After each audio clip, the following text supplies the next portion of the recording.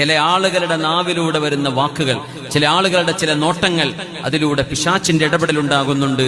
അത് സത്യമാണ്. അത് വിശ്വസിക്കുന്നതിന് 21-ാം നൂറ്റാണ്ടിലെ മുസ്ലിമിനൊന്നും ഒരു കുഴപ്പമില്ല. അത് 40-ാം നൂറ്റാണ്ടിലും വിശ്വസിക്കാൻ ഒരു കുഴപ്പമില്ല. അത് ഹഖാൻ, ഹബീബിന്റെ ഹദീസാണത്.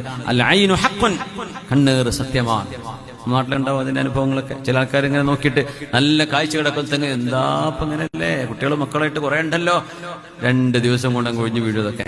പിന്നെ തെങ്ങില് ജന്മത്തിൽ അതിൽ കായുണ്ടാവില്ല. ചില ആളുകൾ അങ്ങനെയാണ്. അവർക്കത് പറയാതിരിക്കാം. അവരെന്ത് മാഷാ അള്ളാ എന്ന് പറഞ്ഞാൽ മതി. അത് പറഞ്ഞാൽ ആ കേട് തീരും. പക്ഷെ അവർക്ക് പറയാൻ തോന്നൂല. എന്തെങ്കിലും ചെറിയ കുട്ടികൾക്ക് മാഷാ അള്ളാ എന്ന് പറയാണ്ട് നല്ല മൊഞ്ചുള്ള കുട്ടിയാണല്ലോ എന്ന് പറഞ്ഞ ആ കുട്ടിക്ക് പിന്നെ അസുഖങ്ങളോട് അസുഖം. ചില ആളുകൾ, ഇത് അന്ധവിശ്വാസമല്ല, ഇത് നബി തങ്ങൾ പഠിപ്പിച്ചതാ, തങ്ങളുടെ ഹദീസാണിത്. പിന്നെന്താ നമുക്ക് വിശ്വസിക്കാൻ പ്രയാസം? അൽ ഐനു ഹഖ്ഖുൻ, അത് സത്യം.